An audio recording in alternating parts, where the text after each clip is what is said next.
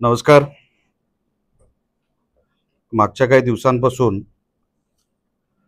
माजी आमदार वैभव नाईक यांनी त्यांच्या सोशल मीडियावर किंवा मीडियावर काही आरोप ते सातत्याने करतायत आणि त्यांनी काही पोस्ट केलेत त्यांच्या सोशल मीडियावर. काही फोटो टाकलेत, त्याच्यामध्ये आमचे शिवसेनेचे मुख्य नेते सन्माननीय एकनाथ शिंदे साहेब आहेत, मी आहे, सन्माननीय रवींद्र फाटक साहेब आहेत. असे वेगवेगळे त्यांनी काही फोटो टाकलेत आणि त्यांना एका केसबद्दल बोलायचं आहे. आता ते किती खोटं बोलतायत हे मी तुम्हाला काही वेळात सांगणार आहे, पण त्या केसबद्दलची जी काही माहिती आहे, जी आपल्याला कदाचित तारखेनुसार नसावी, म्हणून मी तुम्हाला त्या केस संदर्भात फक्त माहितीसाठी आपल्याला मी सांगणार आहे. वैभव नाईक सांगतायत की ही केस रजिस्टर झाली आहे 2 वर्षापूर्वी. अशी कुठलीही केस रजिस्टर झाली नाही. 2 वर्षापूर्वी केस रजिस्टर झाली आहे 9 एप्रिल 2025. ती त्यांच्या मामी किंवा नातेवाईकांनी जी काही केली, त्यांचं नाव आहे मालती चव्हाण. आता 9 एप्रिल 2025 ला ही केस फाईल झाली किंवा तक्रार गेली.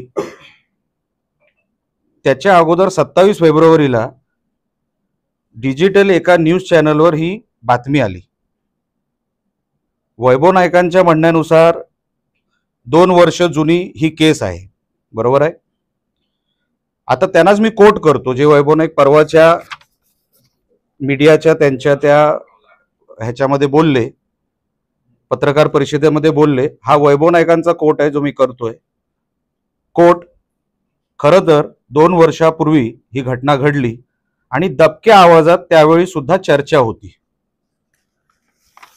आता जर तुम्हाला 2 वर्षापूर्वीच दबक्या आवाजात ही केस होती असं कळलं, तुम्ही तेव्हा आमदार होतात, आपण त्याच्यावरती आवाज का नाही उठवलात?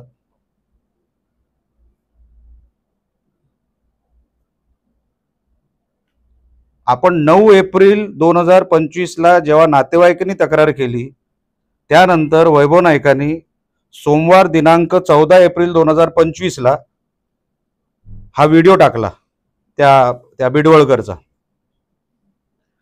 पण ते पोलिसांकडे अगोदर गेले नाहीत. पोलिसांकडे ते गेले 16 एप्रिल 2025 ला, म्हणजे 2 दिवसानंतर. आपल्याला माहिती आहे, जर आपल्याकडे कुठल्या गुन्ह्याची माहिती आली तर आपल्याला ती अगोदर पोलिसांना द्यायची असते. त्यांनी सोशल मीडियावर टाकली. आता टाकली आणि त्यानंतर ते 16 एप्रिलला गेले. आता ते म्हणतील नाही, आमचा तुमची सत्ता आहे, पोलिसांवर आमचा विश्वास नाही.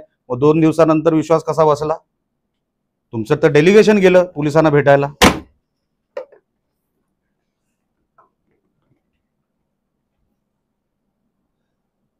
कसली तक्रार नसताना 2 वर्षानंतर ह्या ज्या कोण नातेवाईक आहे त्यांनी ती तक्रार नावांसकट गेली, मालती चव्हाण ज्या कोण आहेत त्या,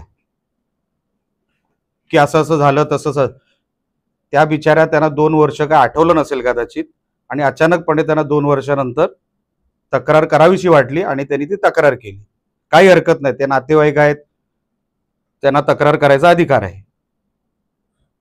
वैभव नाईकांच्या हिशोबाने हा क्राईम झालाय 2023 मध्ये. कारण का दबक्या आवाजात तेच म्हणतायत, माझा कोट नाहीये, मी तुम्हाला व्हिडिओ द्यायला तयार आहे. तुम्हीच घेतलेल्या, कदाचित जिल्ह्यामध्येच ती पत्रकार परिषद झाली आहे, त्यांच्याच कोर्टनुसार मी तुम्हाला सांगतोय की दबक्या आवाजात चर्चा होती. तुम्ही आमदार होतात, तुम्ही कोणाला घाबरत होतात? दबक्या आवाजात म्हणजे काय? म्हणजे तुम्हाला क्राईम बद्दल माहिती होती, म्हणजे तुम्हाला सगळं माहिती होतं. आणि म्हणून मी परवाच्या व्हिडिओमध्ये मी बोललो की आता बॉडी कुठे हे वैभव नाईकांनी सांगावं. कारण का 2 वर्षापूर्वी जर तुम्हाला ह्या विषयाची दबक्या आवाजात माहिती होती, म्हणजे तुम्हाला क्राईम बद्दल माहिती होती, तुम्ही तेव्हा पोलिसांना सांगितलं नाही. तुम्ही पोलिसांना न सांगता 14 एप्रिल 2025 ला तुम्ही व्हिडिओ टाकला आणि नंतर तुम्ही पोलिसांकडे गेलात. कशासाठी? तुमच्याकडे ठोस पुरावा होता, तर तुम्ही पोलिसांकडे माहिती द्यायला पाहिजे होती. डिजिटल मीडिया आलेली बातमी 27 फेब्रुवारी, त्यानंतर 9 एप्रिलला नातेवाईकांनी केलेली तक्रार, त्यानंतर 14 एप्रिल वैभव नाईकांनी टाकलेला व्हिडिओ, त्यानंतर 16 एप्रिल SP साहेबांकडे गेलेली तक्रार. हे सगळं इतकं झटाझट म्हणजे तुमच्याकडे अगोदरपासून या क्राईम बद्दल माहिती होती. आणि म्हणून मी परवाच्या व्हिडिओमध्ये बोललो होतो, पहिले इंट्रोगेशन हे वैभव नाईकांचंच झालं पाहिजे. कारण का जर त्यांना या क्राईम बद्दल माहिती होती, तुम्ही लपवलीत का? तेव्हा तुम्ही आमदार होतात आणि आमदार या नात्याने तुम्ही काय घाबरत होतात का कोणाला? किंवा सिद्धेश शिरसाट तुम्हाला पैसे द्यायचा का गप्प बसायचे? आता हा संशय येणारच. आता तुमची सत्ता गेली आणि काहीतरी लपवायचा प्रयत्न हे वैभव नाईक करतात, हे मी सातत्याने पहिल्या दिवसापासून बोलतोय. त्यांना 100% माहिती आहे. कारण का मागची 10 वर्ष सिद्धेश शिरसाटच्या कुठल्याही फेसबुकवर, कुठल्याही इंस्टाग्रामवर आमचा कोणाचा फोटो नाही. मग 10 वर्ष त्याला कोण प्रोटेक्शन देत होता? 10 वर्ष सिद्धेश शिरसाट प्रोटेक्शनचे पैसे कोणाला देत होता? जीवनमान 3 पटीने सुधारलं मागच्या 10 वर्षामध्ये. हा जो काय बाकीचा आरोपी, बाकीचे जे कोण आरोपी आहेत,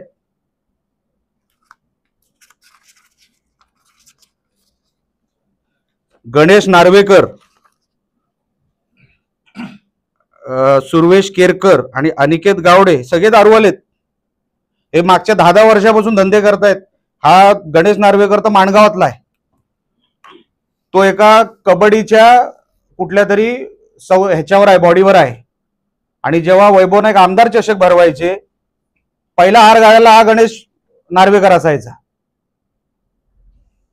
ह्या सगळ्यांना तुम्हीच पोचलत, तुम्हीच प्रोटेक्ट केलं. आणि आता कळलं की सरकार गेलं आणि दुसऱ्या बाजूनी तुम्ही लगेच आरोप करायला लागलात. आणि म्हणून मी त्यांना सांगितलं की तुम्ही बिंडोग आहात, तुमचे ऍडवायझर बिंडोग आहेत, तुम्हाला धड ते ऍडवाइजही करू शकत नाही. पुढे जाऊन तुम्हाला सांगतो, माझी पोलिसांना पण विनंती आहे. हा जो व्हिडिओ आहे जो टाकला गेलाय, हा 2019चा व्हिडिओ आहे. 2019चा व्हिडिओ. आणि वैभव नाईक सांगतायत बिडवळकर गेला 2023ला, म्हणजे 5 वर्ष तो जिवंत होता. 2019ला वैभव नाईक स्वतः आमदार, सिद्धेश शिरसाट त्यांच्या जवळ. मग जेव्हा सिद्धेश शिरसाट तुमच्या बरोबर होता तेव्हा तुम्हाला क्राईम बद्दल सगळी माहिती आहे. पहिलं तर पोलिसांनी वैभव नाईकांनाच उचललं पाहिजे. हा स्ट्रेट फॉरवर्ड क्राईम आहे. एक तर माहिती लपवणं, व्हिडिओ पोलिसांकडे न देता, व्हेरीफाय न करता तुम्ही सोशल मीडियावर टाकणं. माझी पोलिसांना ही विनंती आहे, तो जो व्हिडिओ आहे आता फॉरेन्सिक मध्ये तो व्हिडिओ व्हेरीफाय होतो. तो किती जुना आहे, कुठल्या वर्षात घेतलेला आहे, त्याच्यावर काय एडिशन झाली आहे की काय, त्याच्यावरती काय गडबड झाली आहे की काय, आता सगळं फॉरेन्सिक मध्ये कळतं. SP साहेबांनी त्याच्यावरती फॉरेन्सिक मध्ये तो व्हिडिओ द्यावा. नेमका तो व्हिडिओ कधीचा आहे, कदाचित माझी माहिती चुकीची असावी, तर पोलिसांनी माझ्यावर पण कारवाई करावी जर माझी काय माहिती चुकीची असेल तर. पण जर तो व्हिडिओ 2019चा आहे आणि वैभव नाईक सांगतायत ते 2023ला तो बिडवळकर गेला, 5 वर्ष बिडवळकर काय करत होता याची माहिती वैभव नाईकांनीच द्यावी.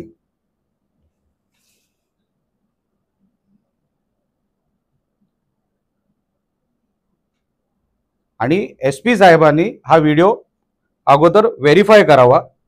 कारण का व्हेरीफाय केल्याशिवाय आपल्याला कळणारच नाही की व्हिडिओ कधी आहे आणि घातपात कधी झालाय.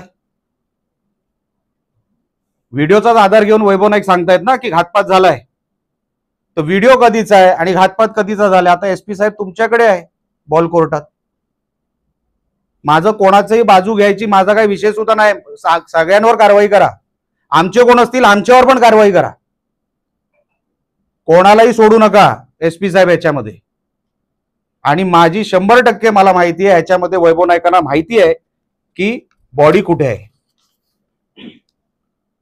वैभव नाईक बोलतात की मी डीपीडीसी मध्ये एसपी साहेबांना असं सांगितलं की तुम्ही 2 वर्ष जुनी केस का उघडली. तुम्ही सगळे पत्रकार, बहुतेक पत्रकार तिकडे होतात. माझं वाक्य आहे का ते? माझं वाक्य काय होतं की एसपी साहेब तुम्ही 2 वर्ष जुनी मर्डर मिस्ट्री सॉल्व्ह केली, तुमचं अभिनंदन आहे. आता असंच तुम्ही ड्रगचा बिझनेस जो आहे तो उद्ध्वस्त करा, तो नेस्तानाबूत करा. कारण का ड्रग्जवर पण कडक कारवाई, कडक लक्ष देणं गरजेचं आहे, हे माझं वाक्य. पण ड्रग्जवाले काय तुम्हाला पैसे देतात काय वैभव नाईक? ड्रग्सचा विषय तुम्ही सोयीस्करपणे काढून टाकला, म्हणजे जिल्ह्यामध्ये ड्रग्जच यावे असं तुम्हाला वाटतंय का? मी एसपी साहेबांचं अभिनंदन केलंय की तुम्ही 2 वर्ष जुनी मर्डर मिस्ट्री सॉल्व्ह केली. रेकॉर्डवर बोललोय, बंद दरवाज्यामध्ये नाही बोललो. सगळे पत्रकार तुम्हीच होतात तेव्हा तिकडे. मी अभिनंदन केलं एसपींचं आणि त्यानंतर मी त्यांना बोललो ड्रगवर पण कडक कारवाई करा. पण सोयीस्करपणे वैभव नाईक यांनी ड्रग हा विषय बाजूला काढला. कदाचित जसा 10 वर्ष सिद्धेश शिरसाट यांना पैसे द्यायचा, ड्रगवाले यांना पैसे देत असतील म्हणून झाकायचा प्रयत्न, ही केस भिजत ठेवायची, म्हणजे ड्रगचा जो काही इनकमिंग पैसा तो येत राहणार. कदाचित हा त्यांचा प्रयत्न आहे. आणि म्हणून मागच्या 2 वर्षामध्ये तुम्हाला क्राईम माहिती होता पण तुम्ही पोलिसांना नाही सांगितला, तुम्ही लपून ठेवला. हा स्वतः एक क्राईम होतो. तुम्ही सगळ्या जगाला जे काय तुम्हाला कुठून इन्फॉर्मेशन मिळाली, मी हेही समजू शकतो, चला आम्ही लोकप्रतिनिधी आहे, तुम्हाला व्हिडिओ नंतर आला असेल, काही हरकत नाही. तुम्ही तो पोलिसांना का नाही दिला? तुम्ही तो पोलिसांना न देता तुम्ही तो तुमच्याकडे ठेवला. तुम्हाला त्याच्यावरती राजकारण करायचं होतं, तुम्ही त्याच्यावरती राजकारण केलं.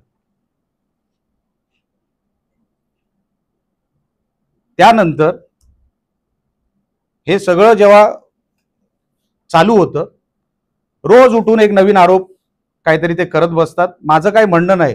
खरं तर तुम्ही वैभव नाईकांचं मागचं 5 वर्षाचं काम बघितलं तर त्यांचं सामाजिक काम काय, पहिलं 5 महिन्यातलं मी टाळं लावणार चिपी विमानतळाला, हे त्यांचं पहिलं सामाजिक काम. ते टाळं आजपर्यंत सापडलंच नाही. ते चिपी विमानतळाच्या दिशेने गेलेच नाहीत. दुसरं सामाजिक काम काय, बिडवळकरची केस जी त्यांच्याकडे 2 वर्षापासून होती, ती 2 वर्षापासून लपवली पोलिसांकडून आणि 2 वर्षानंतर ती केस बाहेर काढली. आता येतो सिद्धेश शिरसाट आणि जे काही संबंध जोडायचा जो काही कार्यक्रम चाललाय. कुठलाही राजकीय व्यक्ती आमच्यासारखा त्यांच्यासारखा दिवसाला 200-300 लोकांना भेटत असतो. आता कोणी भेटायला येत असताना आम्ही त्याला असं विचारणार, काय रे मर्डर केले, मर्डर करून आलाय, विचारणार का आम्ही? तुम्ही विचारता का? कोणी नवीन माणूस भेटल्यावर कोणच विचारत नाही. त्याच्या तोंडावर लिहिलेलं नसतं हा मर्डर करून आलाय किंवा किडनॅपिंग करून आलाय, हा 2 नंबरवाला आहे. माझा प्रवेश झाला 23 ऑक्टोबर 2024 ला शिवसेनेमध्ये. आणि वैभव नाईक जे सांगतायत हा क्राईम घडलाय 2023 मध्ये, जवळपास मार्च एप्रिलच्या महिन्यात जवळ.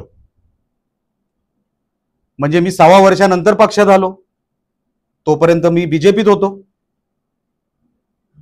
आता कोण बॅनर लावतो म्हणूनच माझं आणि त्याच्याशी चांगलं असेल तर मग आरोपी नंबर जो 2 आहे, आरोपी नंबर 2 अमोल शिरसाट, हा वैभव नाईकांबरोबर डान्स करतोय. सर्कल करून ठेवलंय, तुम्हाला हाय रेझोल्युशनची कॉपी पाठवतो. हा एका मिरवणुकीमध्ये वैभव नाईकांबरोबर डान्स करतोय. हा त्यांच्या मागे जो उभा आहे तो हात वर आहे, कदाचित एक हात खालच्या कमरेवर असेल, मला माहित नाही, दिसत नाही आपल्याला. मी हाय रेझोल्युशनचे फोटो पाठवतो. हा तो अमोल शिरसाट, आरोपी नंबर 2. मग हा तुमच्यावर डान्स कसा करतोय ह्याची हाय रेझोल्युशन कॉपी मी तुम्हाला पाठवतो, सगळं मोबाईलवरही पाठवतो आणि हार्ड कॉपी देतो. फोटो असल्यानेच माणूस आरोपी होतो आणि संबंध असतो हा निकष जर कोर्टामध्ये टिकला तर आरोपींची संख्या एवढी वाढेल ती केसच कधी सुटणार नाही. वैभव नाईक जी, आपल्याला कायदा कळत नाही, आपल्याला आमदारकी कळली नाही 10 वर्ष, आपण नको त्या लोकांना प्रोटेक्शन दिलं. दारू व्यवसाय, ड्रग्ज, अनैतिक ज्या काही व्यापार होता तो सगळा जिल्ह्यामध्ये 10 वर्षात मागच्या एवढा वाढला की आता आम्हाला साफसफाई करायला एवढा वेळ लागतोय. पोलीस यंत्रणा कामाला लागलेली आहेत. 10 वर्ष तुम्ही यांच्याकडून पैसे घेऊन ह्यांना मोकाट जे काय पाहिजे ते करू दिलं आणि आज उघड्या डोळ्यांनी आणि उघड्या तोंडाने तुम्ही सांगताय की हे सगळं कसं शिंदे सेनेचा हा. अरे शिंदे सेनेचा विषय कुठे आहे? तो पदाधिकारी कुठे होता शिंदे सेनेचा? त्यांची मिसेस जी पदाधिकारी होती ती 7 महिन्यापूर्वी राजीनामा दिलाय. शिंदे शिरसाट हा आमच्या शिवसेनेचा पदाधिकारी कधीच नव्हता. बॅनर लावल्यामुळे पदाधिकारी होत नाही साहेब. मिसेस होत्या, राजीनामा दिला त्यांनी 7 महिन्यापूर्वी. आणि म्हणून मी आता पोलिसांना मागणी करणार आहे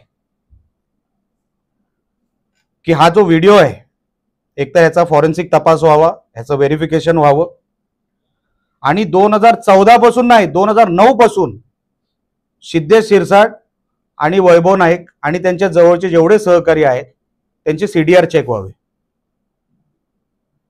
त्याच्यामध्ये पोलिसांना वाटतं आमचे करावे तर आमचेही करावे. चला, कारण का मी मुद्दामून 2009 का बोललो, कारण का मी खासदार होतो 2009 ते 14. जर कोणाला वाटत असेल नाही हा स्वतःच झाकून करतोय तर चला 2009 पासून करा, सगळ्यांचे सीडीआर चेक करा.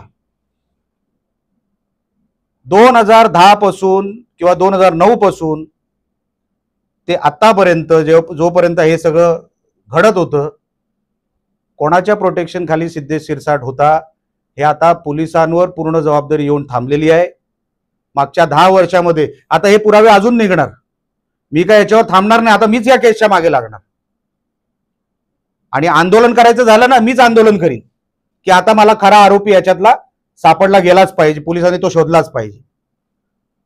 आणि जर वैभव नाईकांना असं वाटतंय की कोणाला तरी पुढे करून मीडियाला दुसऱ्यावर आरोप करून जर ह्याच्यातून माझा कुठेतरी लपता येईल, मला कुठेतरी लपता येईल, असं वैभव नाईक तुम्हाला लपता येणार नाही. तुमची पापं तुम्हाला इथेच फेडावी लागणार आणि तुम्हाला फेडायला लावणार.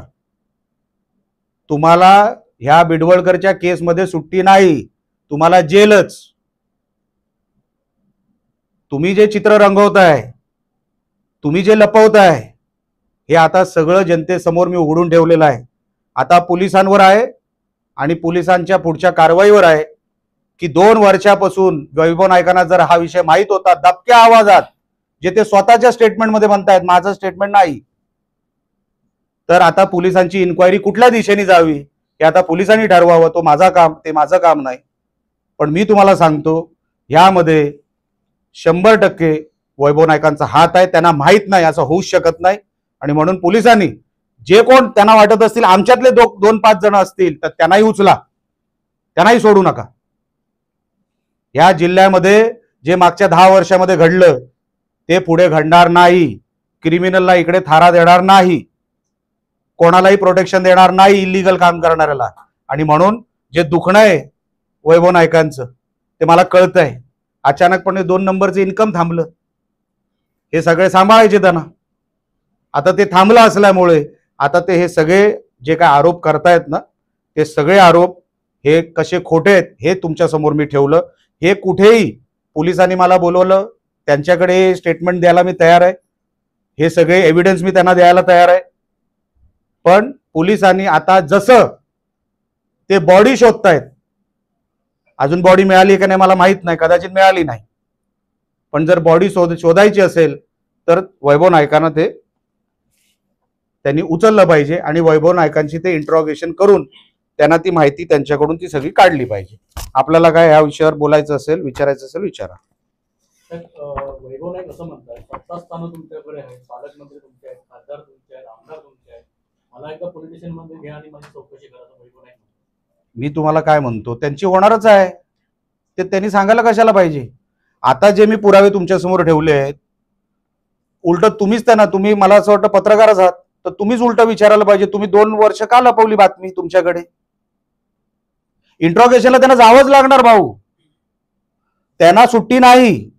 तुम्हाला कायदा जर कळत असेल, पत्रकार म्हणून तुम्हाला सांगतोय, कायदा जर तुम्हाला कळत असेल तर त्यांना इंट्रोगेशनला जावंच लागणार. कारण का त्यांनी सोशल मीडियावर अगोदर बातमी टाकली आहे पोलिसांना न देता. म्हणजे तुम्ही लपवलं, तुमच्याकडे ही माहिती होती, तुम्ही त्याची ऑथेंटिसिटी न चेक करता तुम्ही डायरेक्ट ती सोशल मीडियावर टाकली. त्याचा सोर्स काय सांगावा लागेल, सोर्स जरी सांगितला त्याची ऑथेंटिसिटी चेक करावी लागेल. तुम्ही तो पब्लिक डोमेन मध्ये टाकलात, तर पब्लिक डोमेन जेव्हा कोर्टमध्ये केस चालू आहे, कॉन्स्टिट्यूशन ज्युडिशरी केस होते, जेव्हा कोर्टामध्ये कंटेम्प्ट होऊ नये असं तुम्ही काय बघितलं का? त्यांना पोलीस स्टेशनमध्ये जावंच लागणार आहे भाऊ. तुम्ही लक्षात घ्या, हा कायदा आहे, कायद्यातून कोणच सुटणार नाही, मीही नाही आणि तेही नाही.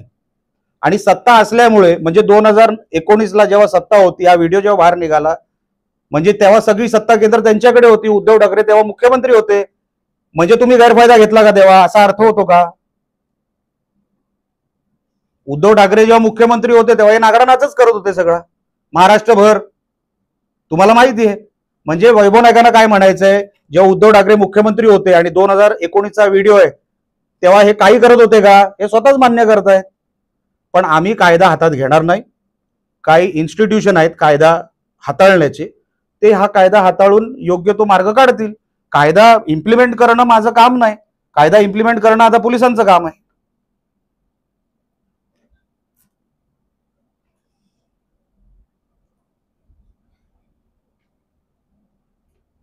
वैभव नाईक म्हणतात की शिंदे गटातील 2 गटातील वादामुळे हे प्रकरण कुठेतरी बाहेर आलं, असं पद्धतीचा आरोप सुद्धा वैभव नाईक यांनी केला. मी म्हणतो साहेब, बाहेर 2 गटामुळे आलं, 4 गटामुळे आलं, 5 गटामुळे आलं, तुम्हाला 2 वर्षापासून माहिती होती ना, तुम्ही का लपवली?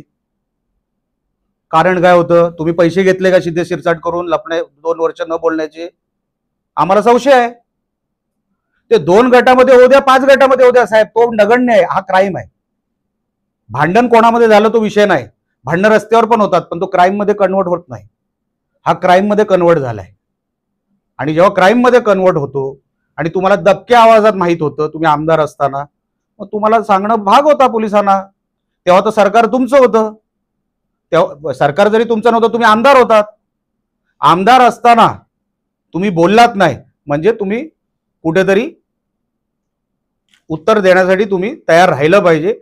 या तर तुम्ही शिंदे शिरसाटकडून पैसे घेतलेत केस दाबायचे, किंवा मग तुमचा हेतू काय तो आता पोलिसांना कळेल. 2 गटामध्ये होते किंवा राईट होते साहेब, तो विषय नसतो. विषय असतो क्राईम घडला, क्राईम नंतर तो क्राईमचा ट्रेस काय, ट्रेल काय, तो फॉलो करायचा असतो. आणि ह्यांच्याकडे ट्रेल होता, ह्यांनी लपवला, स्वतः म्हणतायत. त्याचं उत्तर तर त्यांना द्यावंच लागेल.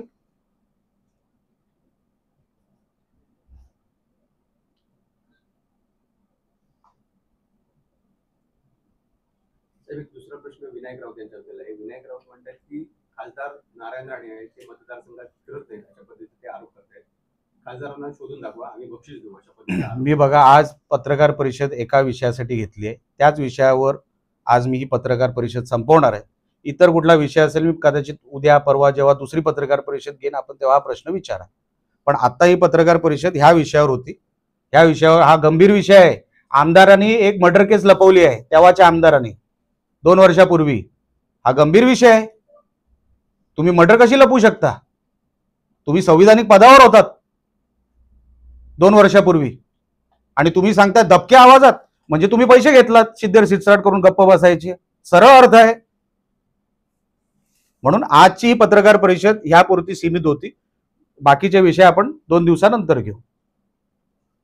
संजय राऊत असं म्हणताय की 27 मर्डर झाले सिंधुदुर्ग जिल्ह्यामध्ये, 9 मर्डर हे शिवसैनिकांचे होते.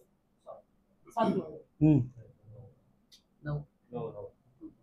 तुम्ही ठरवा अगोदर किती होते ते, तुमच्यात एक मत करा अगोदर. 9 काय झालं? 9 मर्डर, 27 मर्डर झाले, त्याच्यामधले 9 मर्डर हे शिवसैनिकांचे. त्याला एवढी माहिती आहे, कदाचित त्यांनीच केले असावेत. आम्हाला जावं लागेल सिंधुदुर्गात. अरे म्हणजे सिंधुदुर्ग काय पाकिस्तान मध्ये आहे की काय? अरे कधी या काय, त्याला काय फरक पडतो? आणि विषय बघा, लक्षात घ्या, तुम्ही ही बातमी कशी बनवाल हे तुमच्यावर आहे, पण सिंधुदुर्गात कशासाठी या वातावरण बिघडवायला, काय द्यायला नाही. आता मला सांगा, जेव्हा मर्डर जेव्हा झाल्या ते जेव्हाच्या मला माहित नाही ना केव्हाचा उल्लेख केला, 5 वर्ष 2014 ते 2019 आम्ही सत्तेत नव्हतो. जिल्ह्याचे पालकमंत्री कडे गृह खातं पण होतं, राज्यमंत्रीपद, जर आपल्याला आठवत असेल तेव्हा, बरोबर आहे. तेव्हा शिवसेना एक होती, पण गृह खातं हे राज्यमंत्रीपद जिल्ह्याकडे होतं, बरोबर की चूक? तेव्हा फायली उघडायला पाहिजे होत्या. दूध का दूध पाणी का पाणी झालं असतं. त्याच्यानंतर उद्धव ठाकरे 2.5 वर्ष मुख्यमंत्री, 7.5 वर्ष तुमच्याकडे सत्ता होती. काय केलं तुम्ही? तेव्हा केसेस उघडायला पाहिजे होत्या. मुख्यमंत्री आहे, उघडल्या असत्या, पण तेव्हा काय करायचं नाही. सत्ता गेली, आता सगळं हातातून गेलं. आता वातावरण बिघडून लोक आपल्याकडे वळतात की नाही हे बघण्याचा जो प्रयत्न आणि करण्याचा जो प्रयत्न आहे ना, त्याच्या पलीकडे संजय राऊत काय करूच शकत नाही, काहीच करू शकत नाही. जिल्ह्याला काय देऊ शकणार नाही. ते येणार, आमच्या विरोधात भाषणं करणार, शिव्या देणार, त्याच्या पलीकडे काय करणार आहेत. पण 7.5 वर्ष तुमच्याकडे सत्ता होती, तेव्हा तुम्ही त्या सत्तेचा वापर आमच्यावर केसेस उघडण्यासाठी करायला पाहिजे होत्या. गृह खातं 5 वर्ष या जिल्ह्याकडे 5 वर्ष होतं या जिल्ह्याकडे, तेव्हा का नाही उघडलं? 2.5 वर्ष जसं बोललो उद्धव ठाकरे होते. म्हणून बघा, वातावरण बिघडवायला कोणाला यायचं असेल ती त्यांची मर्जी आहे. त्यांनी पुरावे पोलिसांना द्यावे. अमुक अमुक व्यक्तीचं मर्डर झालं, आम्हाला संशय अमुक अमुकांनी केला, लक्षात आलं ना. पुरावे दिल्यावर विषय संपला. त्याचं भांडवल करायचं आहे तर मग त्याला राजकारण म्हणतात. तुम्ही भांडवल करा. लोकांना आता लक्षात आलेलं आहे की संजय राऊत कधी जनतेतून निवडून येऊ शकत नाही, त्यांना कधी निवडूनच यायचं नाही. ते दुसऱ्यांच्या मतांवर 30-50 मतांवरच ते खासदार होतात, त्यांना जनतेतून निवडूनच यायचं नाही. त्यांना काय वातावरण बिघडू दे, सिंधुदुर्ग भांडू दे, इकडे कारखाने नाही आले तरी चालतील, सगळं बंद पडलं तरी चालेल. त्यांच्या डॅडीचं काय जातं, राजाराम ना काय ते मिस्टर श्री राजाराम राऊतांचं काय जातं. साहेब, अजून एक वैभव नाईकांच्याबद्दल प्रश्न आहे. कारण वैभव नाईकांबद्दल तुम्ही आता आरोप केले, यापूर्वी सुद्धा छत्रपती शिवाजी महाराजांच्या जागी पुतळा पडला, त्यावेळी सुद्धा त्याच्यावर आरोप झालेले होते, पण त्याची सुद्धा चौकशी कुठेतरी झाली नाही. पुढे वैभव नाईकांवरती आरोप झाले, त्याची कुठेतरी चौकशी झाली. आता 4 महिने होत आहेत. बघा, लक्षात घ्या, तो कार्यक्रम नेव्हीचा होता. नेव्हीची एक स्वतंत्र बॉडी आहे, त्याच्यामध्ये देशामध्ये आम्हाला कोणालाच अधिकार नाही तिकडे त्या बॉडीमध्ये इंटरफेअर करायचा. आता त्याच्यामध्ये त्या बॉडीनी आणि महाराष्ट्र सरकार मिळून जेव्हा तो रिपोर्ट बाहेर काढतील तेव्हा काढतील. पण तुम्हाला आठवत असेल, मी वैभव नाईकांसारखं घाणेरडं राजकारण केलं नाही. तेव्हाच्याही माझ्या स्टेटमेंटमध्ये मी असं म्हटलं की देव करो याच्यामध्ये वैभव नाईकांचा हात नसावा, कारण का ते 15 मिनिटात पोचले होते. पुतळा पडला किंवा पडणार आहे हे त्यांना काय स्वप्नात तर आलं नसेल. ते तयारीने कसे गेले हा माझा विषय होता. म्हणून 15 मिनिटात जो माणूस पोचतो, मी म्हटलं महाराष्ट्रात तुम्हाला तोंड दाखवायला जागा राहणार नाही, देव करो हा आरोप खोटा असावा. मी तेव्हाही बोललो, मी त्याचं भांडवल केलेलं नाही, लक्षात घ्या. म्हणून मी घाणेरडं राजकारण करत नाही साहेब. मी 5 महिन्यामध्ये वैभव नाईकांना वाटतं हे सगळं मला काय ते नावं देऊन आका फाका काय ते आहेत ते नावं देऊन फार मोठं काहीतरी पराक्रम होणार. अहो साहेब, मला काय मिळवायचंच नाही. मी आमदार झालो ना, हेच माझ्यासाठी भरपूर आहे. मला कुठे काय मिळवायचं आहे. पण त्यांना जे काय वाटतंय ना, बदनाम करणार, ह्याचं असं होणार, कर बाबा, शुभेच्छा आहे, माझं काही नाही. आणि मी जे काय ते पोलिसांना समोर जाऊन सांगणारा माणूस आहे. वैभव नाईकांनी तयार ठेवावी ह्या सगळ्या विषयाची. नारायण राणेंचा विजय उत्सव साजरा करणार, तो दारूच्या पैशातून करणारा, म्हणजे सिद्धेश शिरसाटच्या पैशातून साजरा करणारा असा वैभव नाईक आरोप केला. आता त्याचं सिद्धेश शिरसाटचा पैसा काळा की गोरा हा वैभव नाईकांना जास्त माहिती, म्हणून त्यांना सेलिब्रेशन खरं कळलं असेल सिद्धेशने कधी केलं ते. बीडवरकर प्रकरण हे बीडच्या प्रकरणाशी जोडून कोकणाची बदनामी होते असं ते मी बोललोच आहे मी. त्यांना तेच हवं आहे, त्यांना निवडून कुठे यायचं आहे.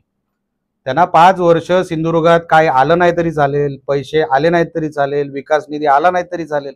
वैभव नाईकांची 5 महिन्यामध्ये मी तुम्हाला 2 कामं सांगितली, 2च कामं गेली. मी टाळं घेऊन चिपी विमानतळ बंद करणार, टाळंही मिळालं नाही, गेलेही नाहीत. आणि हे दुसरं 5 महिन्यामध्ये सामाजिक काम, माझी आमदार, त्यांच्याकडून हीच अपेक्षा आहे, त्यापेक्षा पलीकडे अपेक्षाही नाही.